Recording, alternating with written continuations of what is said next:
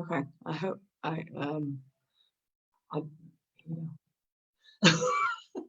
I hope this is working. Oh, we're here. It looks like it says live on Facebook.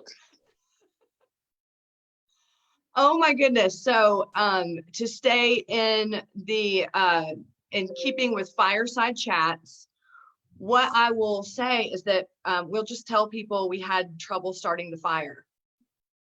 We had the firewood was wet. Oh my gosh. So for anyone joining us right now, thank you. I'm so sorry we were late. Between the two of us, like his video would start working and then my audio stopped working and his audio wasn't working in my video. But here we are now, and better late than never. That's what I say about it, right? I definitely used that phrase before. Steve, I'll go ahead and introduce myself and then segue into introducing to you. And then we can just get down to it and just start chatting a little bit about what's been going on through the last couple weeks. So for those of you joining and you may not know who I am, my name is Chrissy Hodges. I'm the founder and executive director of OCD Gamechangers. I'm a certified peer support specialist in the state of Colorado. So I work with people worldwide, helping to support them through and toward recovery for OCD. And also I am the author of Pure OCD, The Invisible Side of Obsessive Compulsive Disorder. And the way I'm going to segue into this is that who I have with me today is Dr. Stephen Phillipson, who I will call Steve. And he coined the term Puro. And so he is 1990. My inspiration all around for all of this. So I will let you introduce yourself, Steve. So I've been working with OCD since about 1988. I wrote the first article describing the phenomena of what I refer to as Puro, which is a form of OCD where people's mental compulsions exist within a purely obsessional nature, meaning that they undo the threats by thinking about ways of distancing themselves or neutralizing the threat through thinking, thought, or obsessing. And that's why I called it Puro.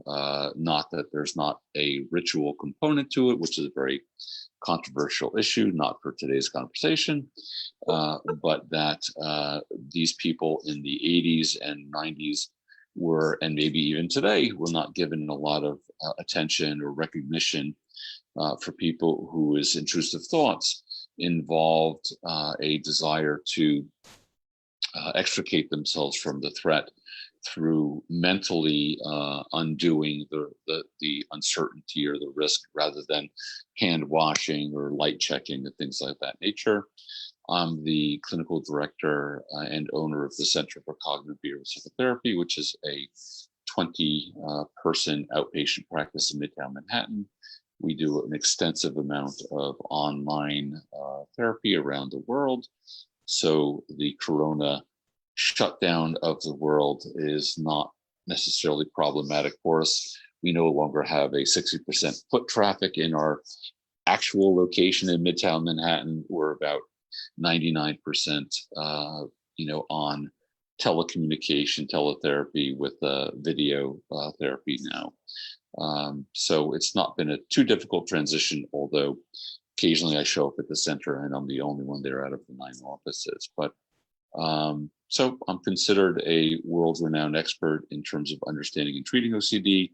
My website, OCD Online, offers all of my written material that I put out to the public in terms of providing the public with state-of-the-art understanding of what's going on in the OCD world in terms of treatment and understanding.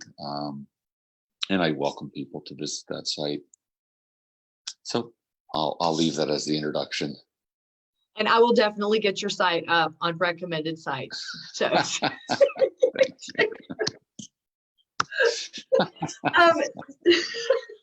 So, firstly, I just want to say, it's nice to see you again, Steve. Even it's been so long, just 2 weeks.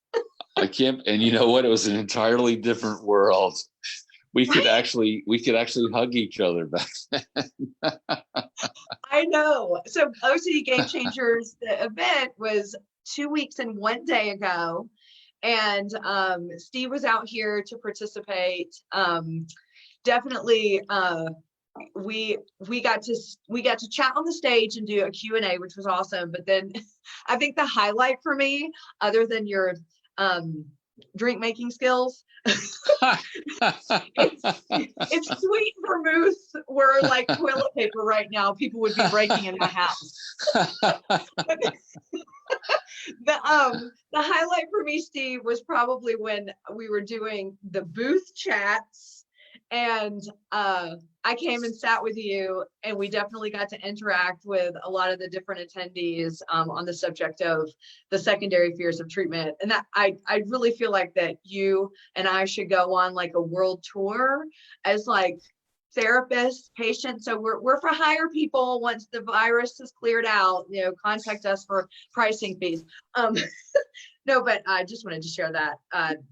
One of the things we did during the event were campfire chats, and they were wildly successful, even though I thought that they were going to be a big flop. And what that was is being able to bring people into a space on a topic and let it be completely organic, and how they experience whatever that topic were. So that was the inspiration for this week, and I'm so glad you came on as our first guest. It's an honor. It's an honor, Chrissy. Thank you for the invitation. Thank you. And not only is this going to mirror what we did there at the event, but it's very depression-esque when Eisenhower, was it Eisenhower or Roosevelt? One of them, Roosevelt, would get on. Roosevelt. Eisenhower came after the war. Oh my God. Not that I was alive to witness it, but I am a history minor. So yes, no, Eisenhower was a general. Yeah. Oh boy, you're bad. So let's start pretty authentically here.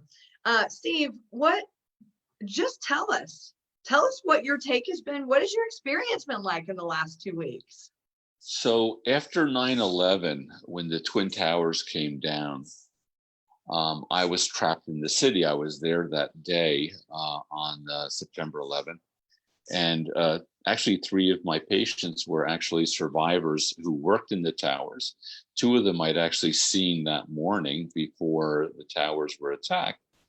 And the city was closed down. There was no leaving or getting in. And so here I was in my office, and 4 patients actually came in after the attack because I was going nowhere. And miraculously, of the 4 patients that I saw, 3 of them didn't even mention the attack, even though they knew it had occurred. They were still focusing on whether they were a pedophile, whether they believed in God or not, or whether they were a lesbian.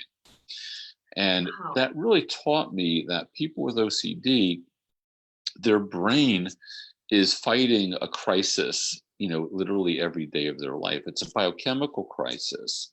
It's not an authentic current events crisis. And so I actually wrote an article, which anyone can visit on OCD Online. It's called OCD's Reaction to 9/11. And not surprisingly, my patients are reacting to Corona in almost an identical way that the way they reacted to the 9/11 attack right in Midtown Manhattan. And shocking, now Manhattan is considered the country's epicenter of the Corona crisis. My office is in Midtown Manhattan, right in the epicenter of the Corona crisis. And so, not surprisingly, out of my 65 patients per week, 3 of them are having a bit of a crisis about Corona. The other 62 don't really give a shit, if I can say that. I'm a New Yorker, so I have to use my colorful vocabulary. You can be colorful. Yeah. And this is totally predicted because my patients and people with OCD are focused on their biochemical theme. They're not so focused on the environmental current events theme. And almost all of them are saying the exact same thing, which is, I don't care if I get it. I'm not concerned about coronavirus. I just don't want to be responsible for passing it on to a person who might be vulnerable. And they don't say that with an OCD panic. They say that with a conscientiousness about, being a good citizen, as it were. Every one of my patients, the 65, the 62, are just continued to really be, kind of focused within their own theme. And the corona topic has not surpassed their malfunctioning neurophysiology's grip on their historical themes. So everyone's asking me, oh my God, your patients must be going crazy with this. And I keep saying, not in the least. They are the most common chill you could ever imagine. I think that the civilian population, the people who do not have OCD, are reacting in a much more distressed way than my OCD population. Mm-hmm.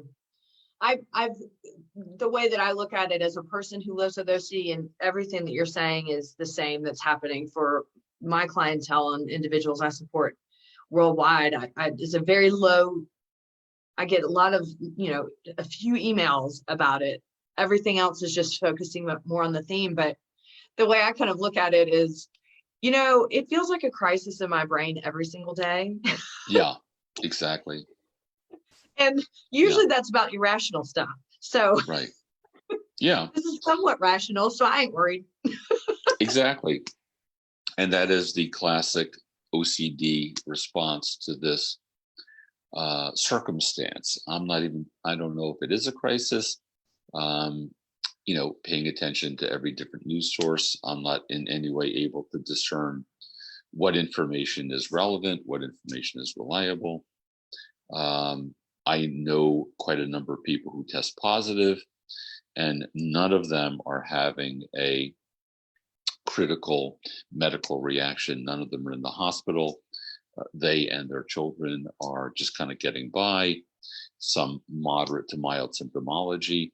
So, I just have no idea the actual nature. My more amused information is that this is created by the Democrats to dethrone Trump. I find that pretty amusing. Or another one is the Chinese created it because they have too many old people and they want to decrease their population. So a lot of great rumors, a lot of entertaining mythology.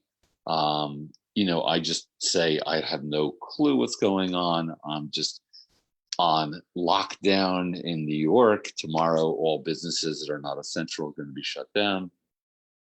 And so begins the self-imposed prison of the New York State condition.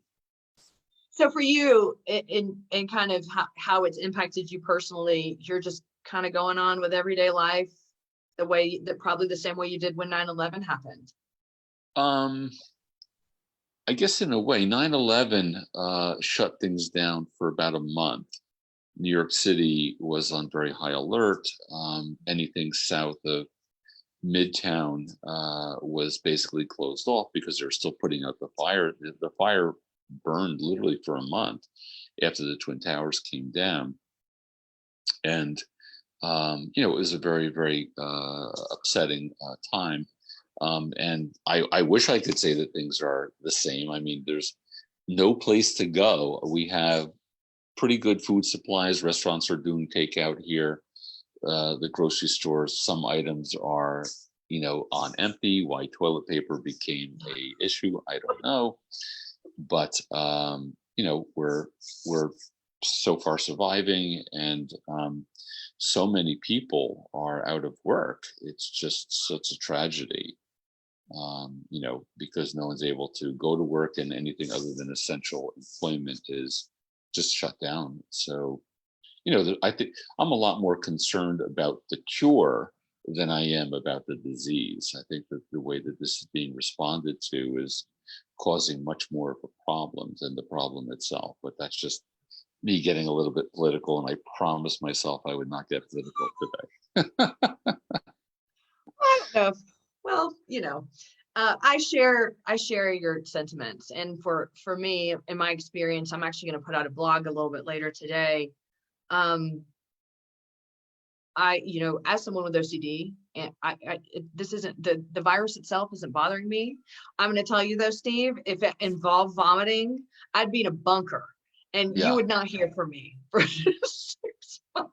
Sean would be like shoveling food out there to me.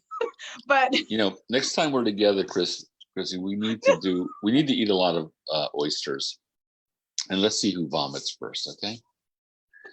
Because I don't like vomiting, but I'm gonna throw a bunch of bed bugs in your hotel room if that happens. We all have our stuff.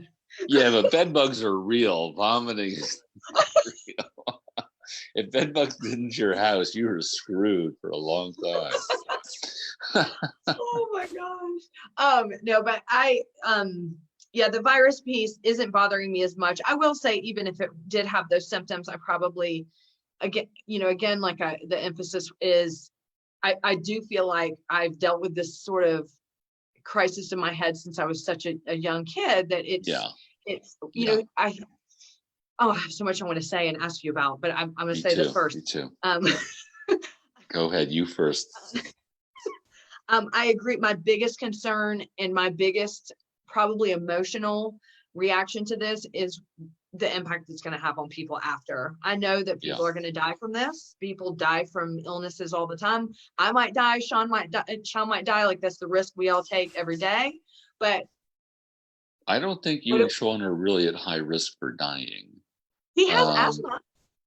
Well, yeah. I mean, I still. A dry cough. I am a goner. Every time I have a little dry cough, my brain just like, you're dead. But I ran 6.5 miles today without coughing, so I'm just like, screw that crap.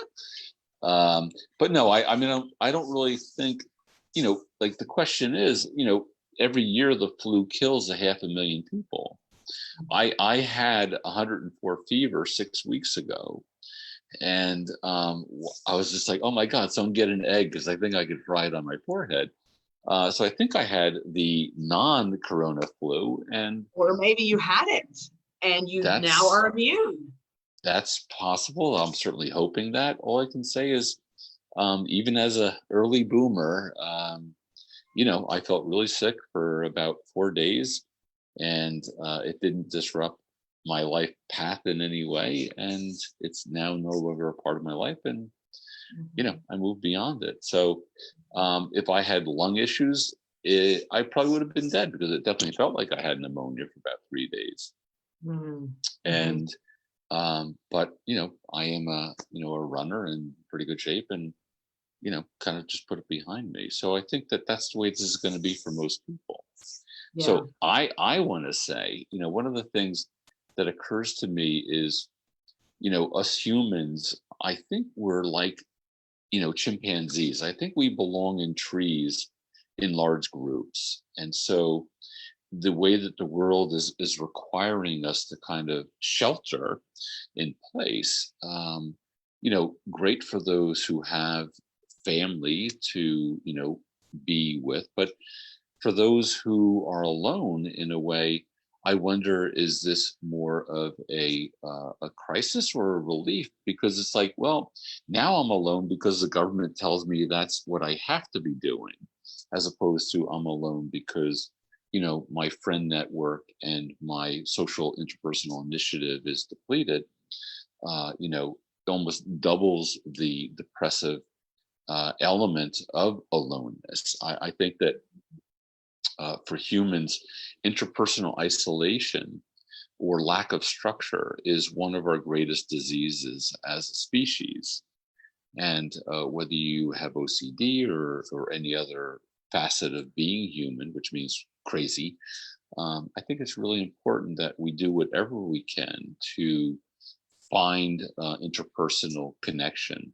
And even if that means being right now in this webinar, I'm not sure what, fireside chat, yes. But finding online means to connect. There are a lot of obviously bulletin boards available, or maybe there's going to be a new cottage industry. A lot of my friends are having cocktail hour online, and they're putting on their video. They're taking out their wine, and just having a group meeting through the internet. And I think that's an important thing to keep in mind, is ways that we can creatively keep connected to society, keep connected to other humans, because as a species, I strongly believe that we are meant to be socialized. We're meant to be in a community. Mm-hmm. I felt that way. Every day I've been making an effort to get out and go exercise. And 2 days ago, it was just an off day. I'd had 5 days on. I was super sore, and I thought I'll just take the day off. And when you get stuck on social media, even in the midst of working and doing things, in between scrolling and seeing some of those just alarming headlines, alarming what's shutting down now, this or that. I spent the full day, I believe it was Friday, and I kept thinking maybe I should just go out anyway and just do a walk. And the more the more inundated I became, the less energy I had to go out, and it really was bad. So yesterday, when I woke up, I cried for about 2 hours. Sean was there, so that was good. And then I just thought, I'm getting out of the house today. And I went down to the Castle Rock incline. And there you are. I went down to the Castle Rock incline, which is a 200 stair incline that a lot of people go on. And there were probably 15 of us. But I'm going to tell you, Steve, just passing people on the incline and making eye contact with them and saying hello. And, one lady, I was just like, how you doing today? And she looked up and then slipped. And I was like, oh my God, like, please don't die because I said hello. You killed her, Chrissy. Which I know you don't care about. As long as you're not vomiting, it's okay to kill those people. I would help her or call someone, but if she barfs, I'm out of there. But that, and then going to Sprouts, buying a few things, and just interacting with the checkout woman, it just made the entire difference for 2 days. So I agree with you. That's been kind of this big issue of people going, don't leave your house, don't get out, don't do this. And I think for people's mental health, I don't want to say take the risk and live with the uncertainty, because we don't want to kill people, but at the same time, like, at some point you have to take the risk and live with the uncertainty so you can take care of your mental health. That's, as harsh as that may sound, that's what I believe. Yeah, no, I mean, I agree. I think that, getting out and interacting with people at, here we have to say 6 feet, social distancing, I think is very, very important. It's funny, when I do drive around, I'm really pleased to see so many people walking around. And every time I see a dog, I ask, can I pet it?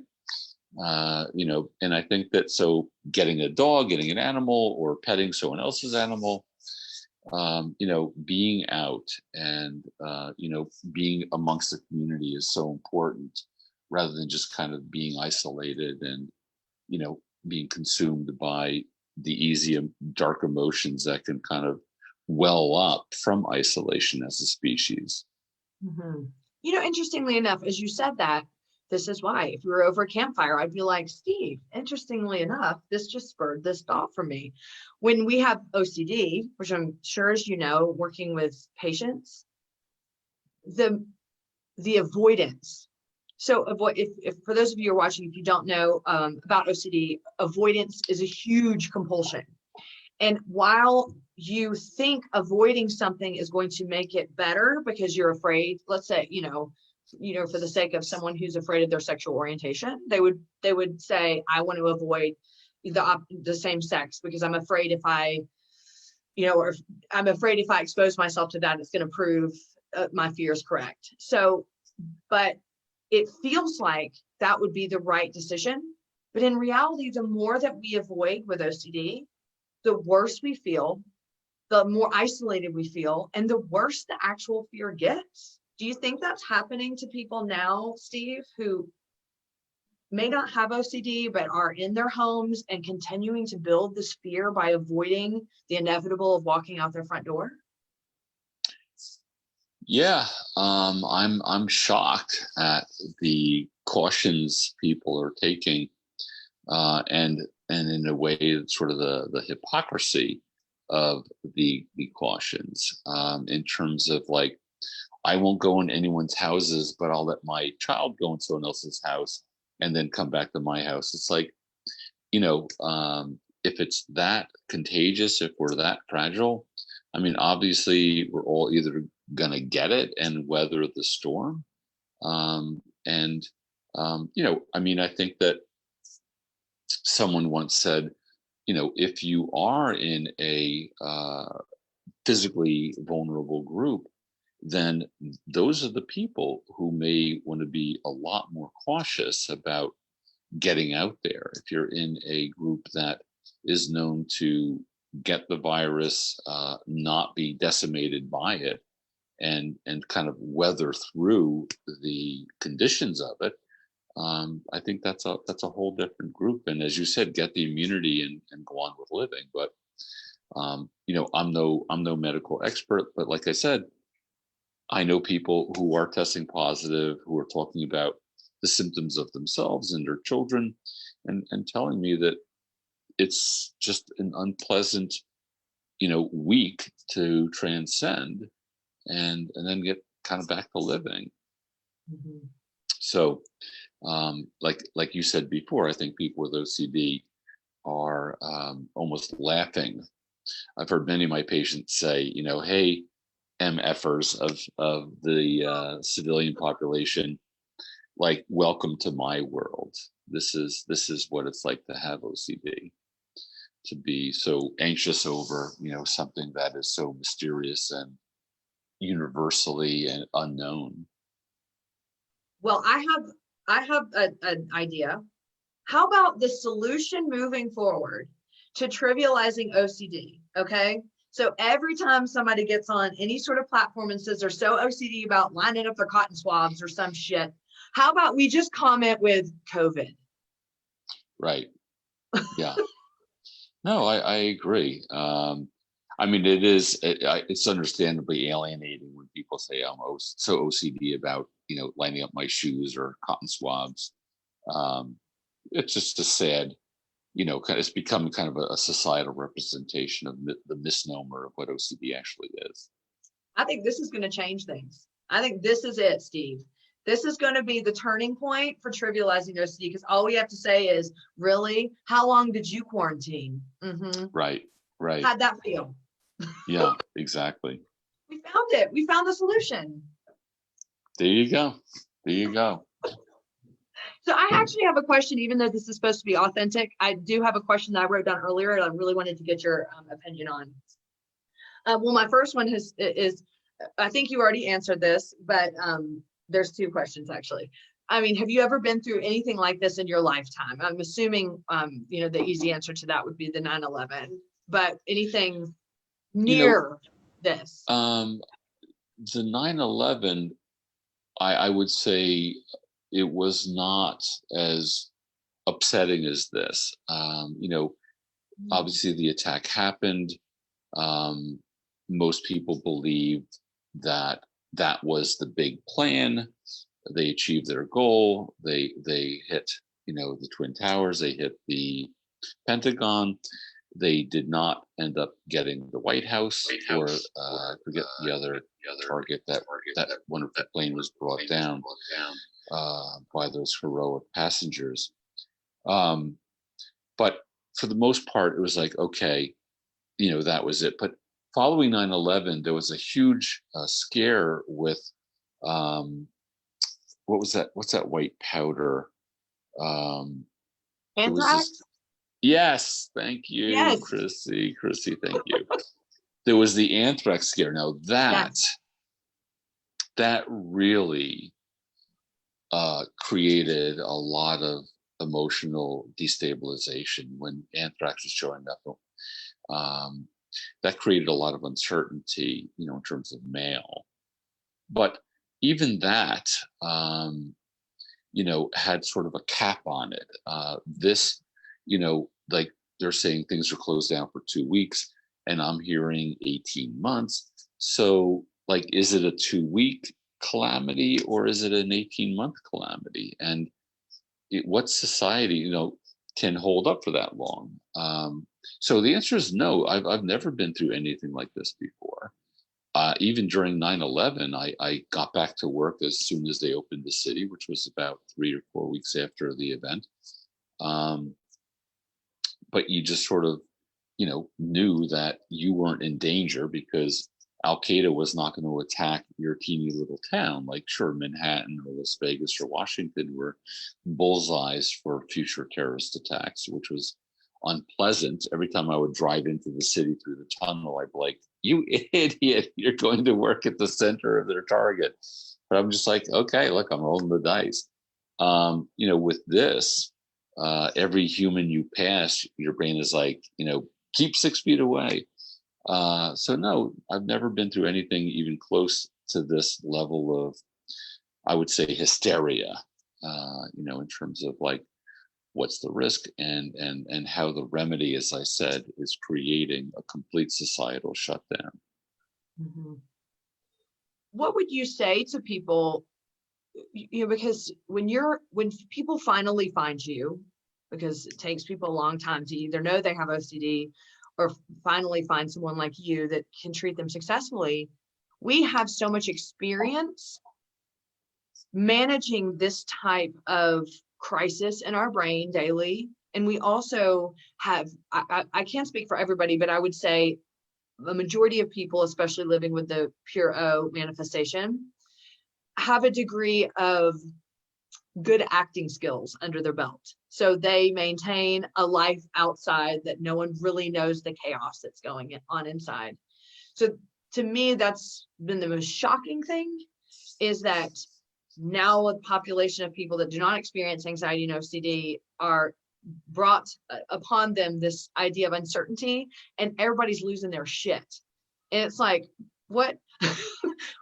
What's the difference between someone like me who has OCD, that when that happened, I internalized it and, didn't go off the deep end, I would say outwardly, inwardly, sure, I was a wreck. But what would you say to people, non-OCD people, that are experiencing this amount of crisis and uncertainty, how to kind of pull that back or even start to expose themselves and push into the uncertainty?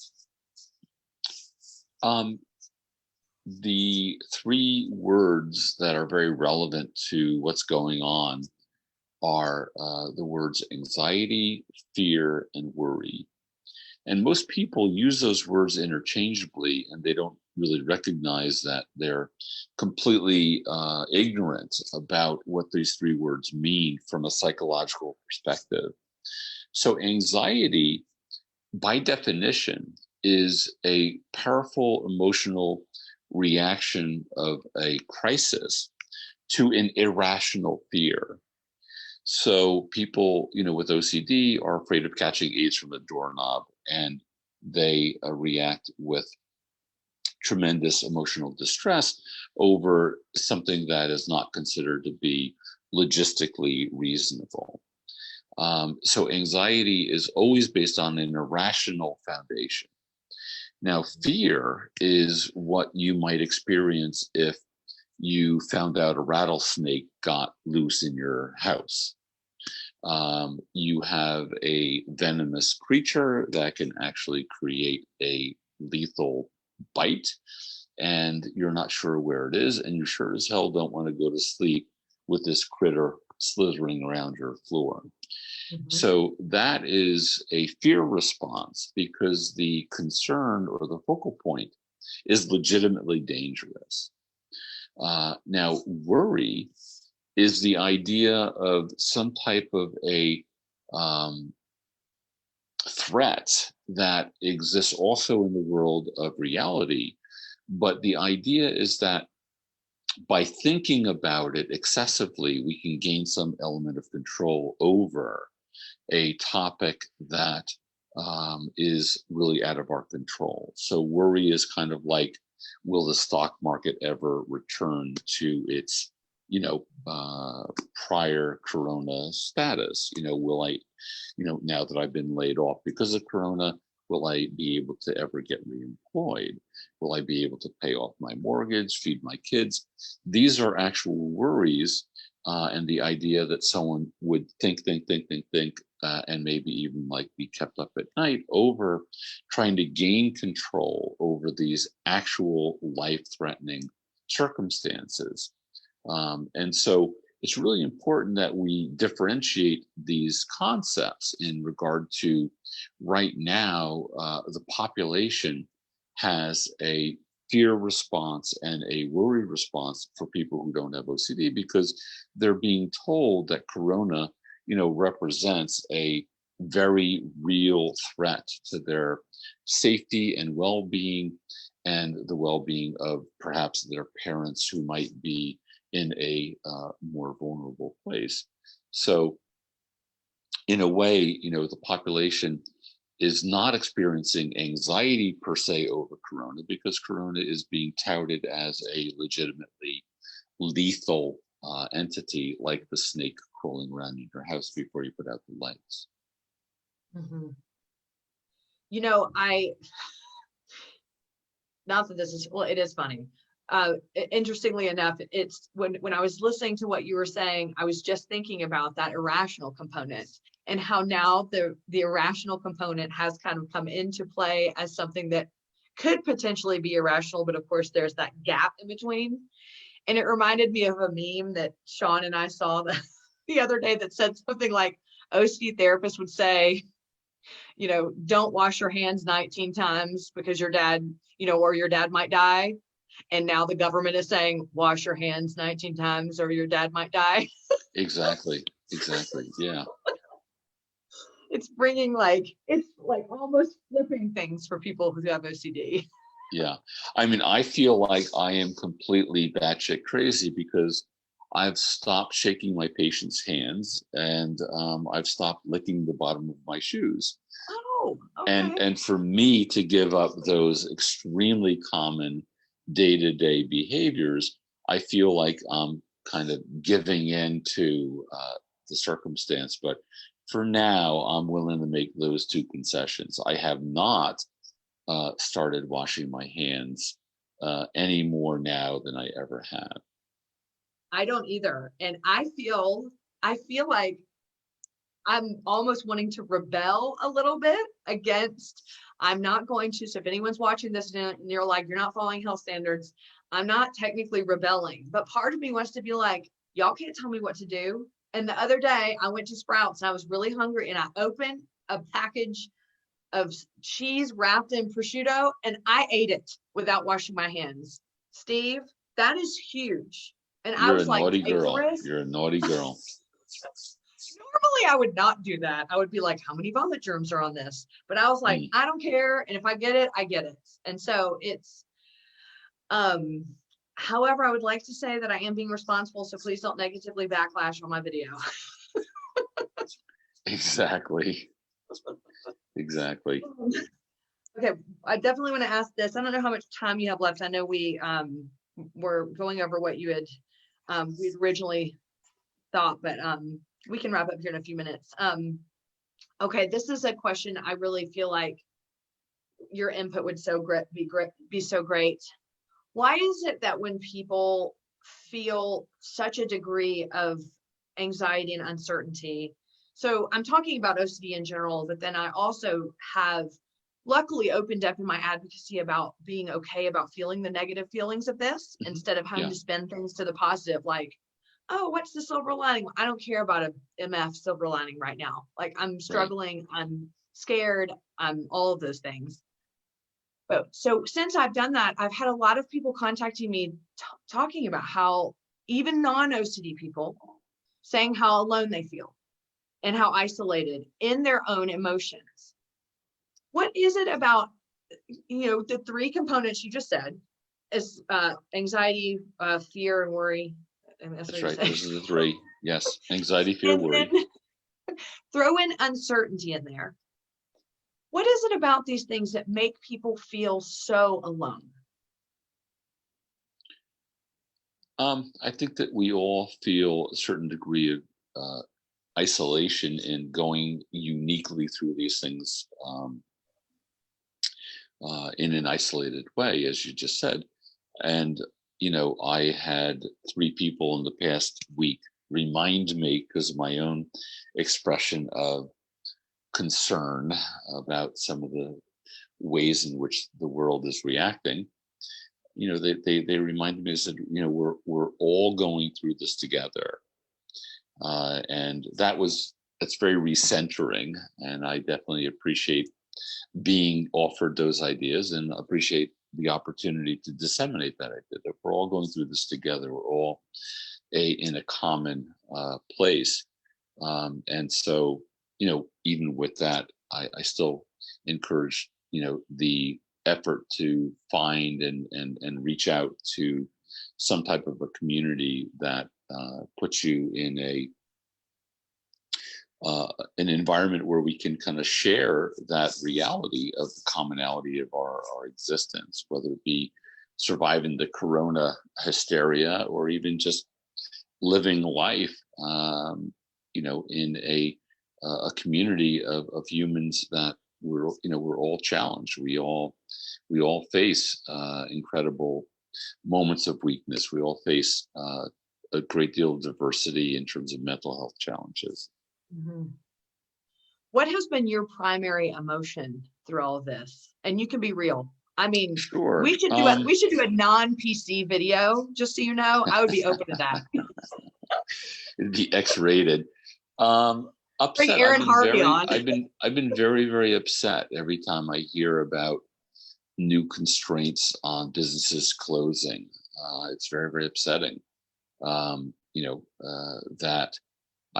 I'm very fortunate to be able to offer, video services, but I'm in a very small minority of businesses that are really not drastically affected by this economic shutdown.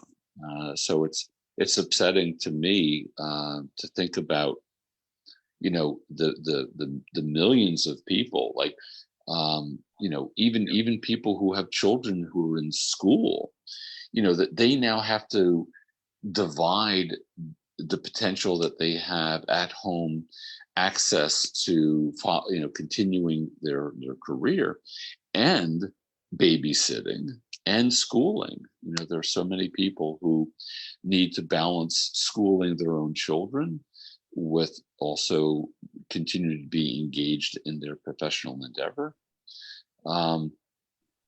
Upset is the most common emotion that I've been experiencing, and very, very distracted, by this. To me, tomorrow, Monday, is going to be a, kind of high watermark of, at least in New York, the way that things are shut down. There's a statewide dictate that says any non-essential business do not go to work. And so some restaurants are doing takeout, grocery stores are selling their products, drugstores are staying open, and gas stations are staying open. But other than that, New York is supposed to be like, stay home, don't go out. And that's all well and good, and that might prevent spread of the disease, and that's well and good. But for how long, and where's the finish line that says, okay, we've succeeded? I mean, I read that China and Singapore are showing signs of emerging from this dark storm. But they were at this point in December, and that's 4 months ago. And I hope we don't need to be on the lockdown for the next 4 months, because, I'm not sure, our society is really designed for that kind of mayhem. It's hard to know what to feel. And I experience exactly the feeling of being upset that you're feeling. I appreciate you saying that. And the message that I'm trying to convey is it's okay to feel sorry for both, for the people that are going to die from the virus, because it's going to be a kind of a natural cause of losing people, but it's also okay to feel sad and angry that people are going to lose their livelihood. Restaurants are going to close, businesses are going to close. People are going to struggle with their mental health because of this. It's okay to feel sad for both. You don't have to prioritize one over the other. I agree. I definitely agree. I've gotten a few, I think the things that really just sent me down in a spiral were expressing empathy for people and businesses, and having people write comments or whatever saying, well, at least they'll still be alive. And it's just not a good way to look at things. Yeah, I mean, the good news is every calamity this country has ever gone through, including the Depression, which cost, millions of people their livelihood, and then the crash of 2008. I mean, the good news is that this is a comeback environment. This is a comeback economy. And confident, whether it be within a year or two, that we're going to look back at this and say, God, that was really effed up. That was a very dark period, but we survived. We transcended it. And so, in that regard, I do think that there is cause for faith and appreciation that this is a temporary situation. The thing that humans don't deal well with is ambiguity of the finish line.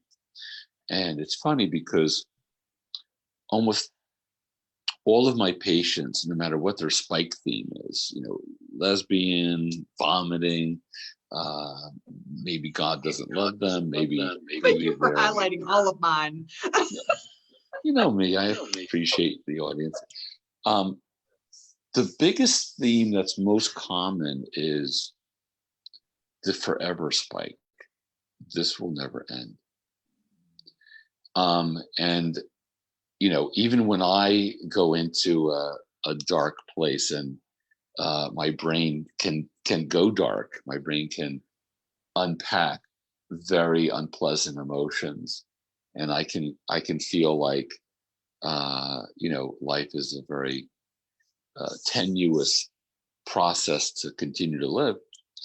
And my brain will say to me, this is your new reality. This is your new permanent place. And the only word for me that really keeps my feet grounded is the word persevere. Mm-hmm. Meaning just continue to put one foot in front of the other.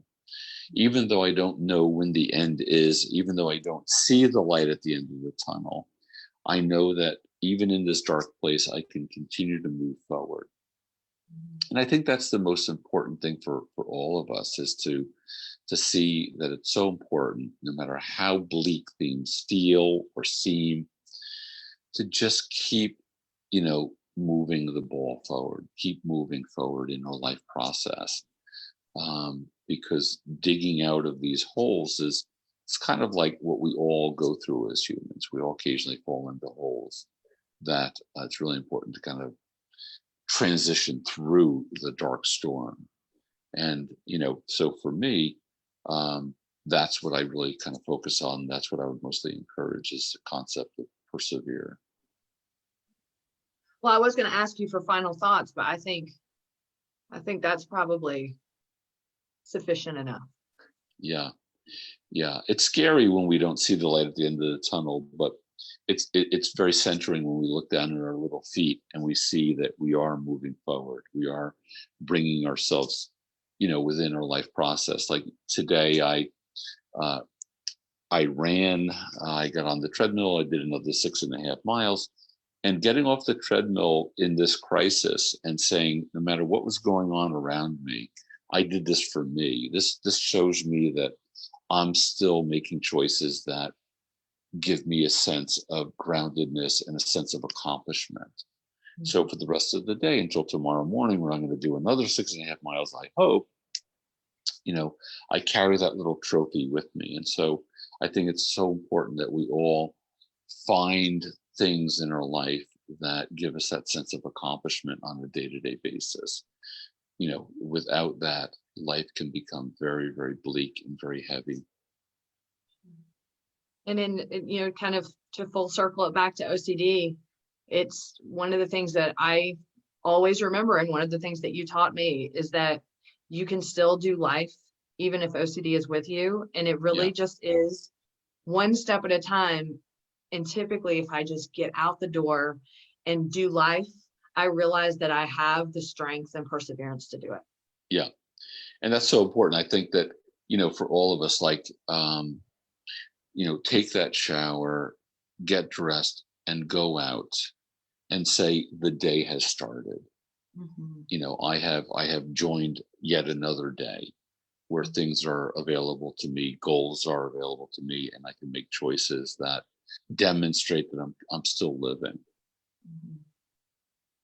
Well, I also want to tell you, if you ever get in one of those spots, you can always call me for peer support.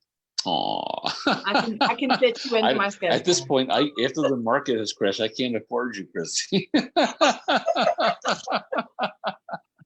I'll give you a discount. So can I pay you in chickens and eggs? Yes. Toilet paper and rotisserie chicken. Toilet paper and Purell and anti-nausea pills. I'll pay you in scopolamine patches. Just so I'm picking up 12 industrial rolls of toilet paper tomorrow that I got off of Amazon. Good for you. Good for you. Before we end, just if anyone's watching, just we can't see any of the comments. So if you're wondering why we're not interacting or seeing comments, we had to do this through Zoom, so I can't see what you're writing. But thank you for joining us, everyone. And lastly, I just wanted to ask you, Steve, what was the highlight of being out in Denver for Game Changers? What did you enjoy the most about being at the event? Our casual after Game Changer dinner and cocktail hour. It was really, really great, mixing it up with all of the people who are involved in your organization, getting to know them. I really, love bonding with people, and that was very rewarding. Yeah, everybody loved meeting you. I think everybody was scared of you. And then after they met you, they were like, "You're so cool." I'm like a warm little pussycat, and people think of me differently, and I can't fathom why. I think I dressed too formally or something. It was such a pleasure having you out here. I think that you really made the event special. So I really appreciate you taking the time out. And I know it was very emotional for me, and very full circle, but it's so great to consider you friend, colleague, and former therapist, I guess. Yeah, all of those three, absolutely. All right, Steve, anything else for us before we go? I'm very satiated and very pleased with our process. I'm honored that I was the first in this fireside chat process. Next time we do it, I'll try to put a fire on them. I'll put a Duraflame in my fireplace, and we'll make it more authentic. And then we'll start 45 minutes early to make sure we can start on time. Yeah, absolutely. I appreciate you being the guinea pig on how to make this work the rest of the week. Yeah, I very much started this process like, get me the hell out of here. I am so zoned out from this technological glitch. Like, we got to definitely reschedule. So I'm glad we did it anyway. We persevered. We did. So thank you for being on here. I'm going to say, if anybody is interested in more information about Dr. Stephen Phillipson and his wonderful articles that are just life-saving, please go to ocdonline.com and check out especially his article choice. And then he's going to have an article called Resentment coming out when? That's right. Probably within the next 2 months. It's how resentment and desperation can act as a ritual in terms of postponing treatment effects. So I'm looking forward to that being completed. So important. I cannot wait to read it. So yes, especially for you. Didn't I send it to you? Did I send it to you yet? Sent it yet. Okay, well, send me an email. I will send it back to you. There's no one I know more on this planet than you, Chrissy, who would benefit from it. Best time at the OCD Game Changers event was when I was sitting there and you're like, you need to read this because you're resentful. And I was like, what? Yeah, well, when you read the article, you'll see. You'll let me know. I look forward to it. Well, thank you, Steve, so much. Always a pleasure and an honor Always to be a pleasure. in your presence. And thank you everyone for being here. We will be back tomorrow with Stephen Smith from NoCD. I will start early to make sure we get it going on time, but I thank you for bearing with us and for joining us today.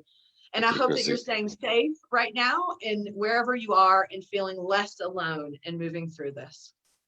Bye, everyone. Take care, guys. Bye.